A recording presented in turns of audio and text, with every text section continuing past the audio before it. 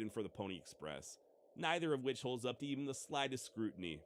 Now, she even claimed to have joined Custer over at Fort Russell in 1870, but Custer was never even stationed there. Like I said, take pretty much everything in Jane's autobiography with an entire wagon load of salt. The name of Polton started calling her Calamity Jane, and I guess it stuck. I'll let you decide which version to believe, but me personally, I do think Hashir's story has more of a ring of truth to it, whereas the Captain Egan story has the ring of a 19th century dime novel. And keep in mind, that is the same autobiography in which Jane claimed to have scouted for General Custer and ridden for the Pony Express, neither of which holds up to even the slightest scrutiny. Now, she even claimed to have joined Custer over at Fort Russell in 1870, but Custer was never even stationed there. Like I said, take pretty much everything in Jane's autobiography with an entire wagon load of salt. But then again, you could also say pretty much the same thing for every other memoir from the Old West. They're all tall on legend, but short on facts. Now, about a year after the Newton-Jennings expedition, Jane returned to the Black Hills via a wagon train out of Fort Laramie. And the story of how she ended up on said wagon train is pretty much on brand. According to Joseph White-Eye Anderson, who was also traveling with the wagons, an army officer over at Fort Laramie personally asked the train to take Jane with him. Apparently, Jane had been on one hell of a bender and got herself locked up in the post guardhouse. In Anderson's words, quote, very drunk and near naked.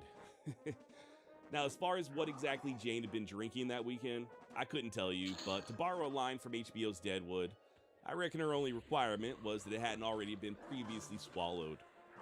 Either way, the army basically wanted her gone, right? And the wagon train happened to be leaving, so 2 birds, 1 cup. Now, as fate would have it, Wild Bill Hickok was also part of this wagon train. That's right, the supposed love of Jane's life, the man she'd one day be buried next to, and here they were having their grand introduction on account of an army garrison being tired of Jane's nonsense. And I hate to break it to you, but the relationship itself really wasn't much more romantic than that initial meeting.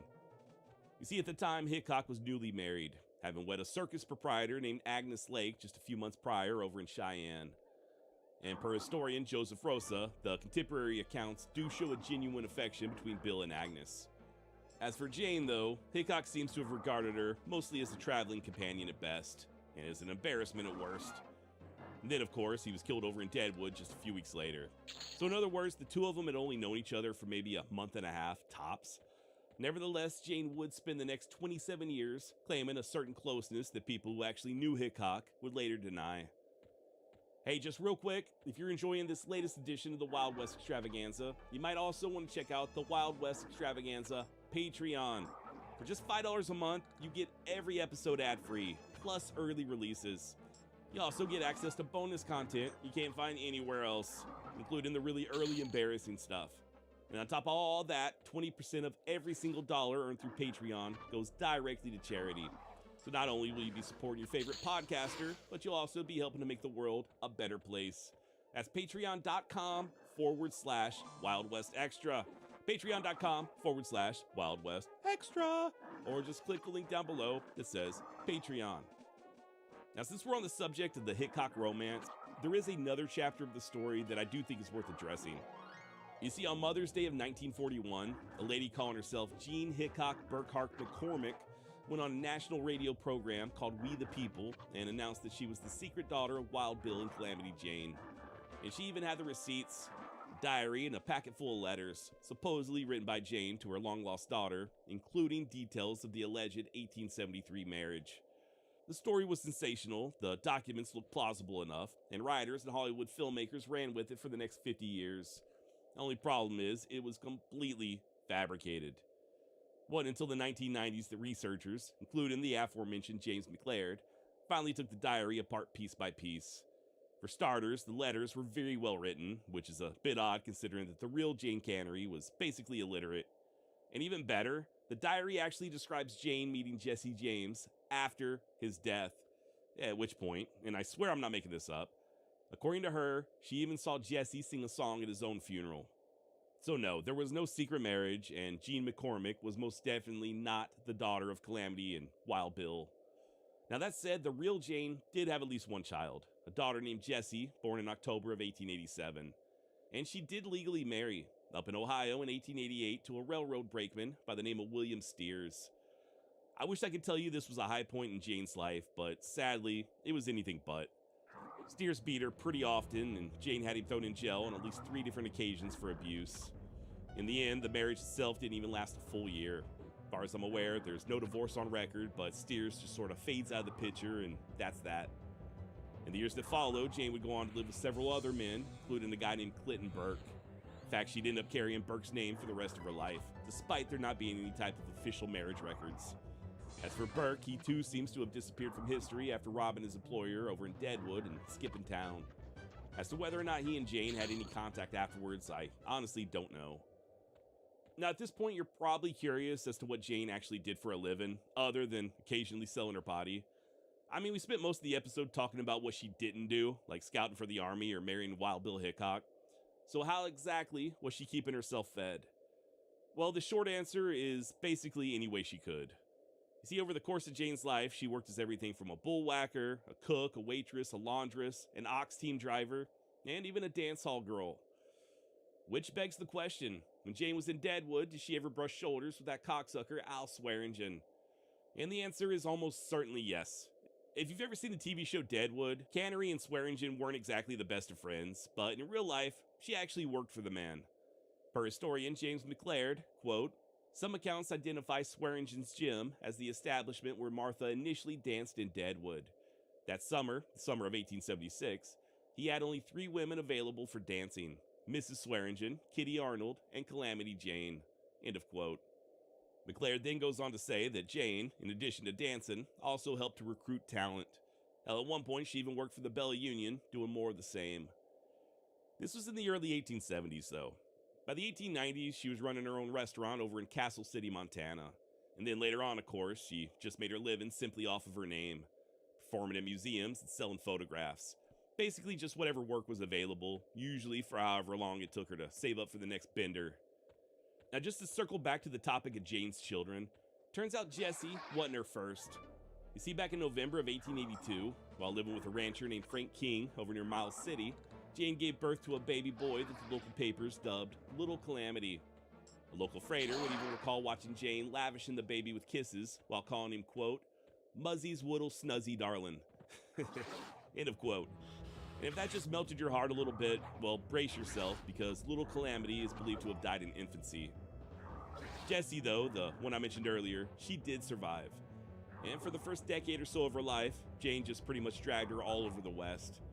It wasn't until 1895 that Jane came to Deadwood, telling people she needed money to enroll Jessie over in a convent school in Sturgis. Her old friends ended up throwing a benefit on her behalf, and by all accounts, it was a success. Or at least it was until Jane started buying drinks for the crowd. By the end of the night, most of the money was already gone, and per at least one eyewitness, Jane was roaring drunk. Nevertheless, she did eventually scrape together enough money to get Jessie enrolled by January of 1896. In fact, it was right around that same time that writer M.L. Fox interviewed Jane and got to meet little Jessie, describing her as neatly dressed and shy, with a bright face and good manners. As for Jane, she told Fox, quote, "She's all I got to live for. She's my only comfort." End of quote. Sadly, though, their relationship wouldn't last. Jessie bounced in and out of school, as well as in and out of Jane's custody, until finally in 1899, a cowboy named Robert Dorset, the last of Jane's so-called husbands, took the girl to go live with his mother over in Lewiston, Montana. And that was pretty much it. They were briefly reunited in early 1903, but on her deathbed, Jane would admit that she and Jessie had become estranged. So with all that in mind, what became of Jessie? Well, that's a sad story all of its own. Turns out she grew up so disconnected from her mother that for a while she actually believed Calamity Jane was her grandmother. And then later on, likely at the urging of that fraudster G. McCormick, she even claimed that Jane and Belle Starr were her aunts, neither of which was true. Still though, when she passed away in California in 1980, her death certificate did correctly list her mother's maiden name as Cannery. Now, in fairness to Jane, it wasn't all just drunken binges and bad marriages. You see, there is at least one part of the legend that holds up, and it's the fact that Jane was said to have been extremely generous. When a smallpox epidemic tore through Deadwood in 1878, most of the residents wouldn't go anywhere near the sick, but Jane did. She nursed prospectors through the worst of it with very little in the way of thanks or compensation, but apparently the good folks at Deadwood never forgot it. Years later, when Jane was finally buried, the guy who closed the lid on her coffin was one of her former patients. And that wasn't just a one-time thing, by the way. 2 years prior, when a miner named Jack McCarthy had broken his leg and was laid up alone in a cabin between Central City and Lead, Jane went around all the dance halls asking the patrons to give her money instead of buying her drinks. She then used all that cash to purchase supplies and rode out to nurse McCarthy back to health. Matter of fact, a writer named Lewis Freeman, who spent time with Jane near the end of her life, stated, quote, "Hers was the sunniest of souls and the most generous. She was poor all of her life from giving things away, and I have heard her last illness was contracted in nursing some poor sot that she found in the gutter." End of quote. And yeah, you heard that correctly. There is at least a chance that Calamity Jane's final illness came from one last act of charity. Maybe. We'll get to that here in just a minute. Unfortunately, though, the last 20 or so years of her life was mostly just a slow decline into the bottle, punctuated here and there by brief flashes of celebrity. Like I mentioned earlier, by the 1890s, she was just scraping by, mostly through selling copies of that little autobiography, along with photographs. Then, in 1901, a newspaper writer named Josephine Brake tracked Jane down over in Montana and hauled her back east to appear at the Pan American Exposition over in Buffalo. On paper, it sounded like a rescue, but in reality, it was closer to a shakedown. Brake was supposedly clearing $25 a week off the arrangement, whereas all Jane was receiving was about 30 cents. So she did what Calamity Jane always did. She drank up her wages, jumped ship to a rival, an outfit known as the Indian Congress, which, fun fact, also featured the great Geronimo, and then she got herself arrested for public drunkenness. And finally, when Buffalo Bill Cody's Wild West show came to town, a desperate Jane burst into the showman's tent stating, quote, "They've got me buffaloed. I want to go back. There's no place for me in the East. Stake me a railroad ticket and the price of mills and send me home." End of quote. Now, just for clarification, contrary to popular belief, Jane never actually performed in Buffalo Bill's Wild West show. But they did go back quite a ways. In fact, just a few months prior, when the papers reported that a sick and destitute Calamity Jane had landed in a Montana poorhouse, Cody was among those who mailed in donations to get her back on her feet. So when she came begging for a ticket home, he once again reached into his own pocket. Train fare, mill money, the whole 9 yards. He later remarked that she was no more tired of Buffalo than the Buffalo police were tired of her. As for that mill money, Jane allegedly drank it up before she even made it out of Chicago. By 1903, she had drifted back to the Dakotas, where an old friend took her in. And that friend just so happened to be Dora Dufresne, one of the most successful madams in the history of the Black Hills. She put Jane to work over in Belle Fourche, cooking and doing laundry for the Soiled Doves. And by all accounts, this was the most stable stretch of her final decade. Roof over her head, regular meals, and somebody who actually gave a damn. Just didn't last very long. You see, on August 1st, 1903, over in a hotel room in the little mining town of Terry, South Dakota, just a few miles outside of Deadwood, Martha Jane Cannery died at around 46 years of age. The contemporary reports blamed inflammation of the bowels, along with pneumonia, but let's be honest, what really did her in was almost certainly 3 decades of hard drinking. And if Freeman was correct and that final illness really did come from nursing one last stranger, well, it was still the whiskey that left her with nothing to fight it with. Which brings us to the famous burial. Because yes, Calamity Jane really is buried beside Wild Bill Hickok up at Mount Moriah Cemetery, overlooking the town of Deadwood. And no, this was not in fulfillment of some dying frontier romance. According to statements from 4 of the very men who planned her funeral, Hickok had absolutely no use for her. And so burying her next to him for all eternity struck him as a fitting prank. In other words, one of the most romanticized grave sites in the American West, in all likelihood, is just a practical joke. Whether the joke is on Hickok or on Cannery, well, yes, that depends on your sense of humor. So how should we remember Calamity Jane? Well, I think Captain Jack Crawford, a man who actually scouted for the Army under General Crook and who personally knew Jane, I think he put it best in his summary to the Anaconda Standard in April of 1904. According to him, she never scouted for anybody. She never fought Indians. She was simply a notorious character, dissolute and devilish, but one who possessed a generous streak that made her popular.